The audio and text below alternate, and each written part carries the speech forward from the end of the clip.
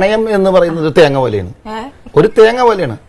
അതിൻ്റെ അകത്തുള്ള വെള്ളം നല്ല ടേസ്റ്റ് ആണ്, അതിൻ്റെ അകത്ത് തേങ്ങ നല്ല ടേസ്റ്റ് ആണ്. അത് ഉണക്കിയ കൊപ്രയാക്കുക, അതിന് വെളിച്ചെണ്ണ. അപ്പൊ തേങ്ങ പോലെയാണ് പ്രണയം. പക്ഷെ തലയിൽ വീണണ്ടല്ല, ജന്മം പാഴായിപ്പോ. അതാണ് പ്രേമം. ശരിക്കും പറഞ്ഞാൽ ഈ പ്രേമം എന്ന് പറഞ്ഞ ഒരുപാട് ടൈപ്പ് ഉണ്ട്, അറിയാമോ? ഒരുപാട് ടൈപ്പാണ് പ്രേമം. ഒരു അമ്പലപ്പറമ്പിൽ നിന്ന് മേടിക്കുന്ന ബലൂൺ പോലെയാണ് പ്രേമം. ചിലത് വീട്ടിൽ ചെല്ലും, ചിലത് വഴിക്ക് വെച്ച് പൊട്ടിപ്പോവും. അങ്ങനെയാണ് പ്രേമത്തിന്റെ ഒരു അവസ്ഥ എന്ന് പറയുന്നത്.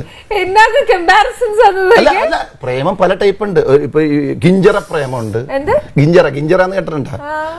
അത് ക്രിസ്ത്യാനികൾക്കൊന്നും അറിയാൻ പറ്റില്ല. ക്രിസ്ത്യാനി തന്നെ ഒരു വശത്ത് മാത്രം തോലുണ്ട്. കച്ചേരിക്ക് വായിക്കുന്ന ഒരു സാധനമാണ്. ഒരു വശത്തെ തോലുണ്ടാവുള്ളൂ എന്ന് വെച്ചാൽ ഒരാൾക്ക് പ്രേമം ഉണ്ടാവുള്ളൂ. അതുപോലെ തന്നെ ഉടുക്ക് പ്രേമമുണ്ട്. നല്ലൊരു വലുതായിട്ടങ്ങ് തുടങ്ങും, ഭയങ്കര തുടക്കമായിരിക്കും. പിന്നെ അവസാനം ചേർത്ത് ഒന്നുമില്ലതായി പോകും. പിന്നെ ഒരു പ്രേമമുണ്ട്, ചെറുതായിട്ട് തുടങ്ങും, മദ്ദള പ്രേമം.